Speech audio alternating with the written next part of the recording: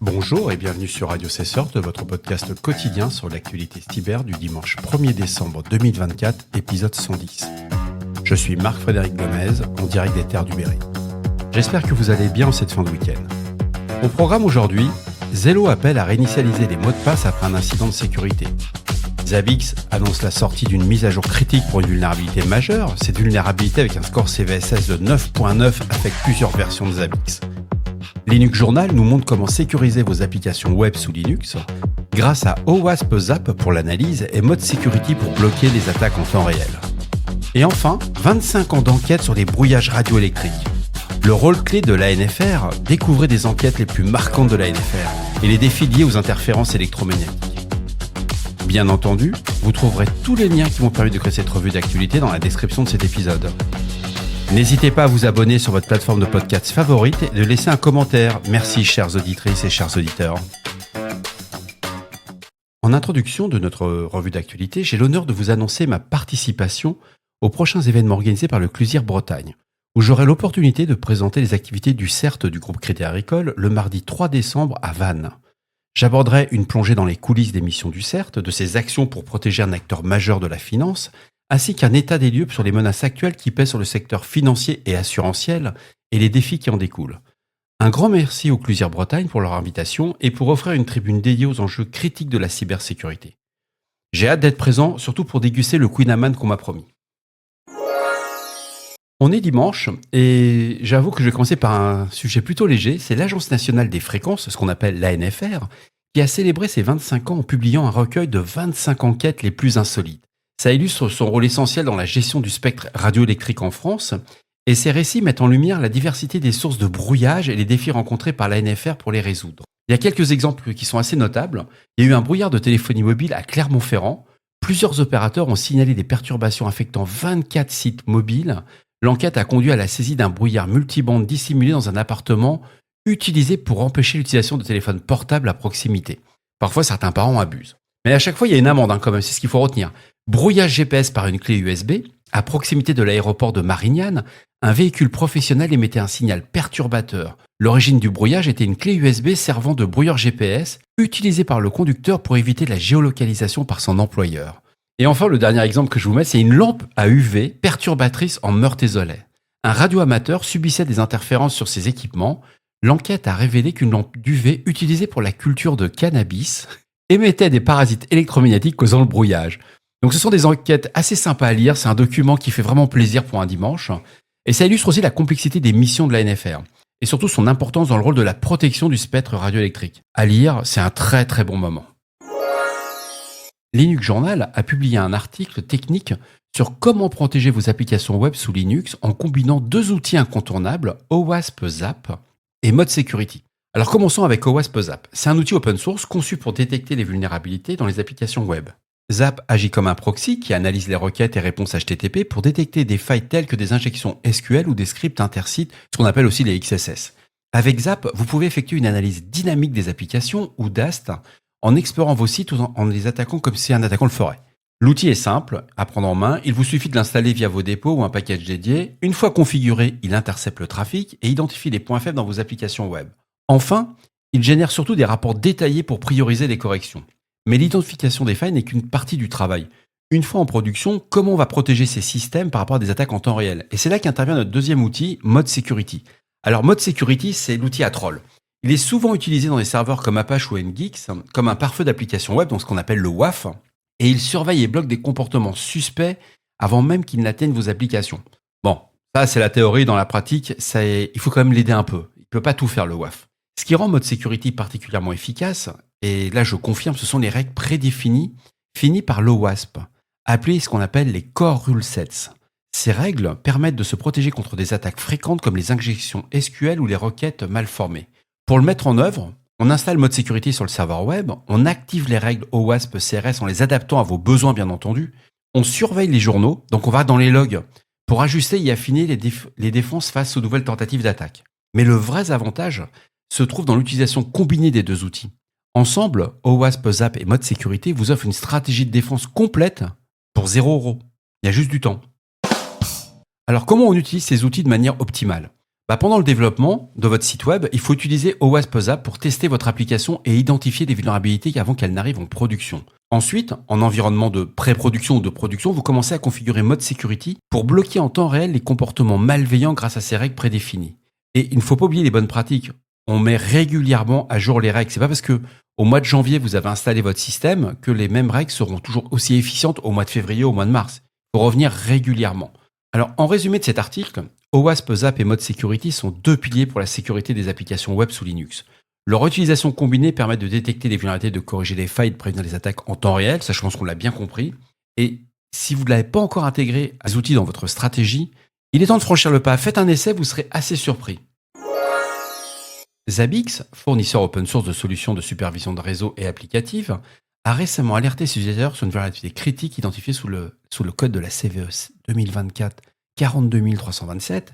C'est une faille avec un score CVSS de 9.9. Donc elle est une critical, on est dans du critique pur et dur. Elle permet à des utilisateurs disposant d'un accès API d'exécuter des injections SQL pouvant mener à une compromission complète du système. La faille réside dans la classe CUser, spécifiquement dans l'infection add-related-object appelée par la fonction CUser.get, accessible à tout utilisateur ayant accès à l'API. Ainsi, un compte utilisateur non administrateur, doté d'un rôle par défaut ou de tout autre rôle, offre un accès API peut exploiter cette vulnérabilité.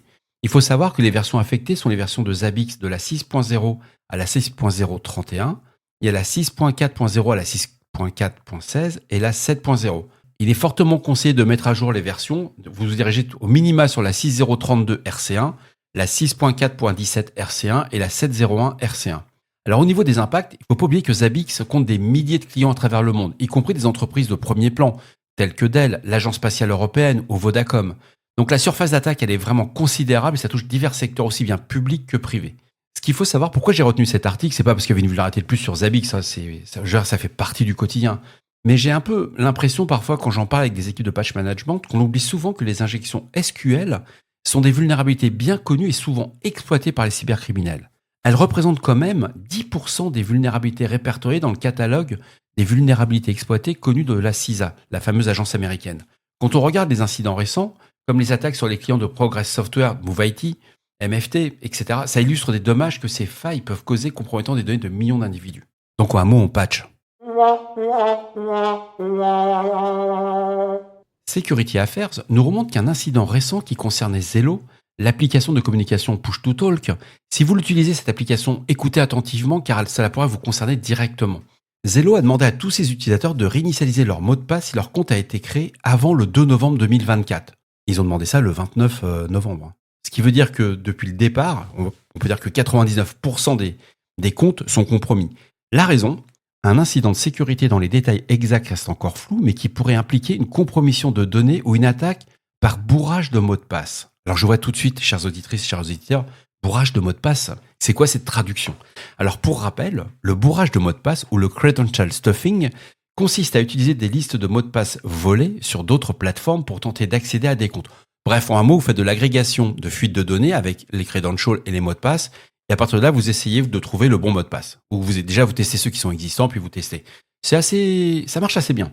Si vous réutilisez vos mots de passe sur plusieurs sites, vous êtes particulièrement en risque, clairement. Mais on peut pas jeter l'eau du bain avec le bébé parce qu'on l'a tous fait à un moment. Alors, Zello, ce qu'il recommande, c'est de réinitialiser immédiatement votre mot de passe si vous êtes concerné, créer un mot de passe unique et robuste. Alors pour Zello, un mot de passe unique et robuste, c'est 12 caractères avec un mélange de lettres, majuscules, minuscules, chiffres et symboles. Alors évitez de mettre votre date de naissance au complet, genre le 1er novembre 1932, point d'exclamation. Ça marchera pas, ça c'est pas un vrai mot de passe robuste.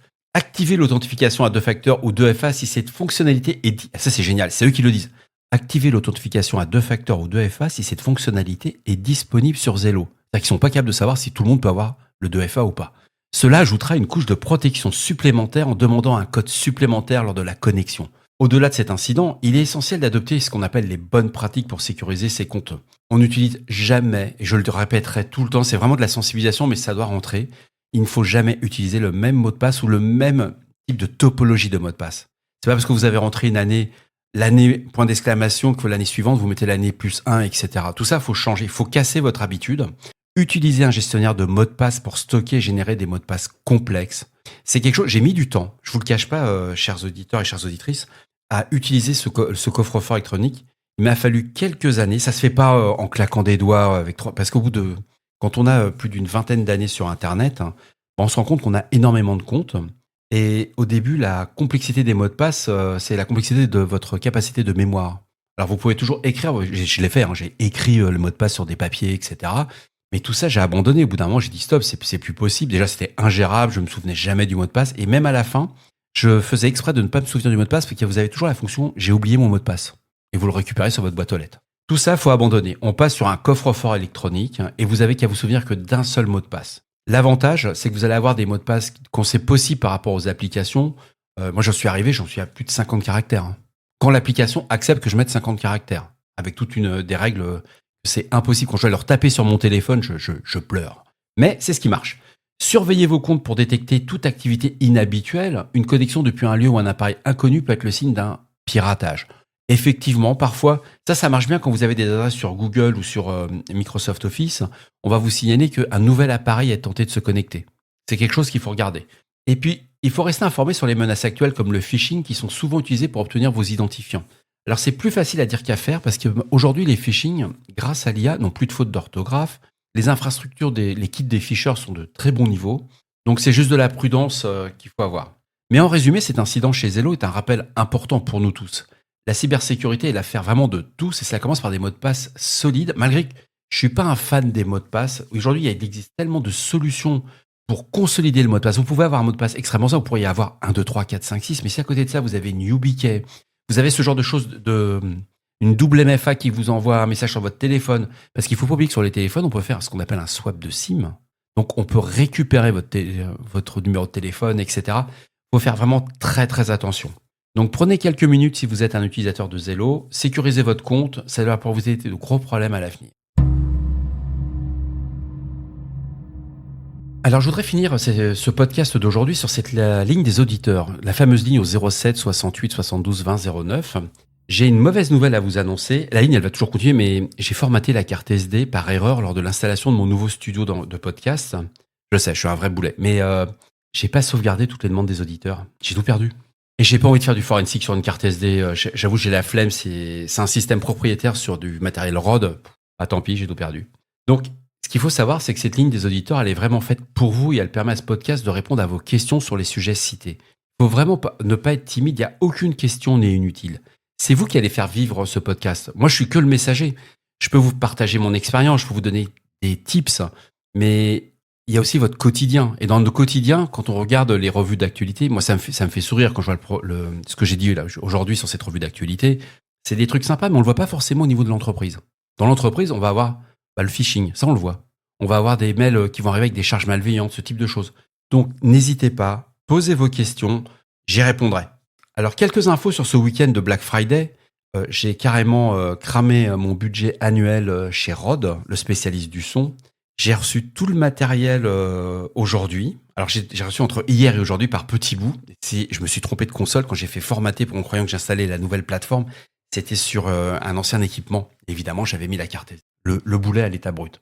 Il me manque encore quelques éléments pour la vidéo. J'ai pris du retard suite à une semaine chargée parce que c'était vraiment une semaine de dingue.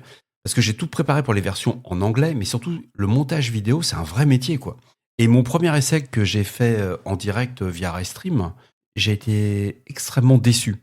C'est-à-dire que le son, c'est bon. Je pense qu'aujourd'hui, je suis en capacité à dire que le son va être bon. Et ce qui compte, c'est pas tellement la caméra, c'est pas comment dirais-je, le montage en tant que tel, mais c'est l'éclairage. Et si vous n'avez pas le bon éclairage, c'est blafard. Vous avez un truc, c'est catastrophique. Donc, on va évoluer, on va grimper. Je me fais aider par pas mal d'amis. Mais on va faire, je pense que si vous êtes intéressé, laissez-moi des commentaires. C'est comment monter un podcast cyber. Vous me laissez un message et c'est promis, vous passerez à l'antenne de Radio Cessert. Et je vous donnerai toutes les astuces. Comment réussir un podcast aussi bien en solo qu'en duo avec tous les tips. Parce qu'il y a quand même pas mal de choses qu'on nous dit au départ. Et c'est vraiment du gros foutage de tronche. Quand on m'a dit, tu prends un micro, tu parles dans le micro et ça va le faire tout seul, c'est pas tout à fait ça. Et l'intelligence artificielle ne peut pas vous aider.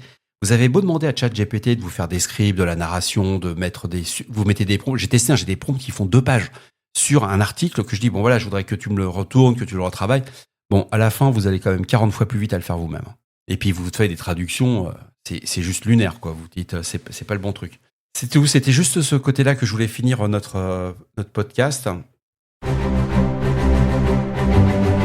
Et voilà, c'est fini pour ce dimanche 1er décembre qui touche à sa fin. J'espère qu'il vous a plu, qu'il vous a apporté des informations utiles. J'ai enregistré sur un nouveau micro, donc on va voir ce que ça va donner. On est sur des PodMic de chez Rode. Alors normalement, je les utilise sur Paris. Là, je vais voir ce que ça va donner parce que j'étais sur des micros dynamiques. Bien entendu, vous me laissez un message sur le répondeur de Radio Cessort au 07 68 72 20 09. Je suis là pour vous. Prenez soin de vous. À demain pour un nouvel épisode. 17 minutes l'épisode. Ouais, je vais couper. C'est pas possible. On est dimanche, on va pas se prendre la tête. Lisez le bulletin de l'AFNR, l'Agence des fréquences radio. C'est génial. C'est un bon moment. Au revoir. Puis à demain. Et à mardi à Vannes pour ceux qui seront au Plaisir Bretagne.